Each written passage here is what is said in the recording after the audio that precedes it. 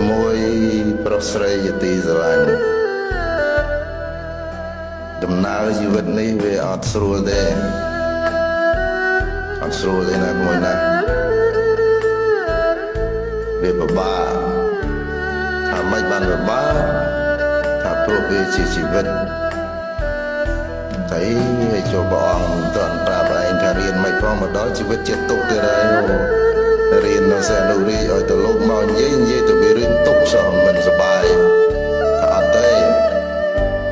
បាទណាជួយខ្សឹបប្រាប់ថាការសិក្សារៀនសូត្រនេះវាអត់ស្រួលទេពីព្រោះចំណេះវិជ្ជានេះវាអត់ដូចយើងធ្វើកិច្ចទៅដងទឹកចុះទឹកដងមកធុងមកថាងឲ្យសែងមកបានអត់បានចឹងទេវាទៀមទីអីគេក្មួយ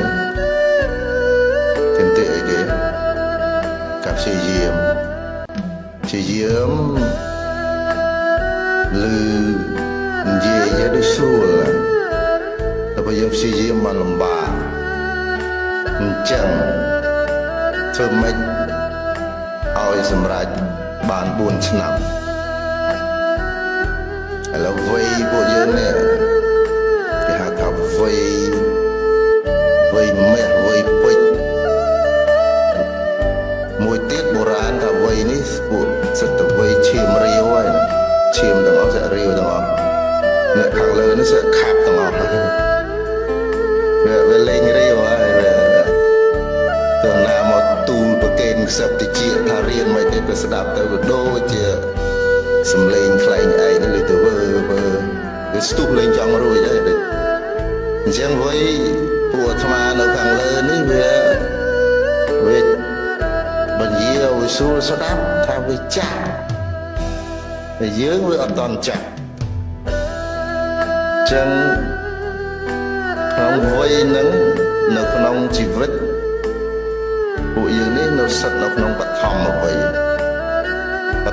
យគេឲ្យរអីគេហ្នឹងបឋមវ័យមើលអ្នកបាក់ដុករអីកូនរលុយ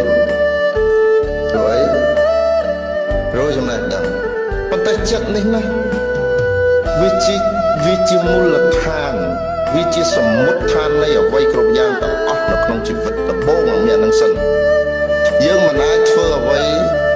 ដោយគ្មានការតាំងចិត្តបានទេបើអត់មានទេណាក្មួយមិនអាចសម្រេចជោគជ័យអ្វីបាន